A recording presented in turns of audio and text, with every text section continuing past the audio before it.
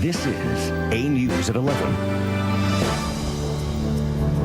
Good evening. This Friday night, a bizarre meeting of City Council punctuated by angry outbursts, a race against the clock, also a team of consultants who evidently wasted a trip from Toronto.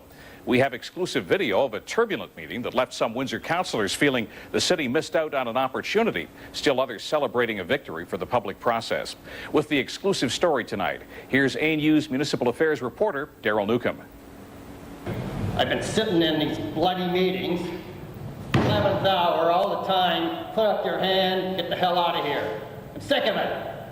Your arrogance knows no bounds. Alan Halberstadt explodes at Mayor Eddie Francis during a special meeting of City Council. The Ward 3 councillor had just learned that the mayor gave Essex MP Jeff Watson a copy of the canal feasibility study 6 weeks ago, but still hasn't shared the report with council. Federal bureaucrats have seen the business plan. We haven't even seen it yet. Other members of the community have seen it. Council hasn't seen it. This is no way to run a city. The meeting was called to change a list of infrastructure projects submitted by the city for possible federal stimulus money. After seeing the original list prepared on Wednesday night, Watson warned that a third of the projects would be rejected for funding. We're reluctant to jump in the middle of what seems to be some tension on that particular issue, but we don't want to see you leave any dollars behind on the table. I'm sure you don't as well. So council added to its wish list, but council held firm in not including the $44 million canal plan on the list, believing that a midnight deadline for applications wasn't a good enough reason to make a decision without public debate. Council even refused to hear a presentation on the canal project by the feasibility study team, making their trip from Toronto pointless.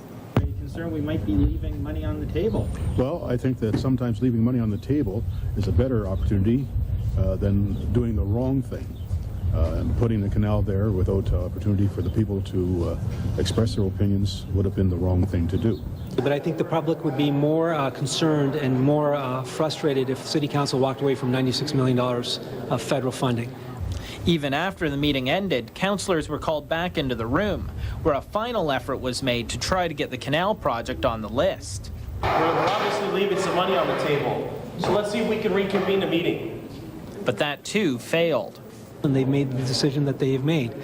From my perspective, I think when the federal government is asking, the provincial government are asking for projects that help you reposition your community, my approach has been and will continue to be, give them all those projects and allow them to make a decision. The federal government will determine which projects will receive funding before the end of June.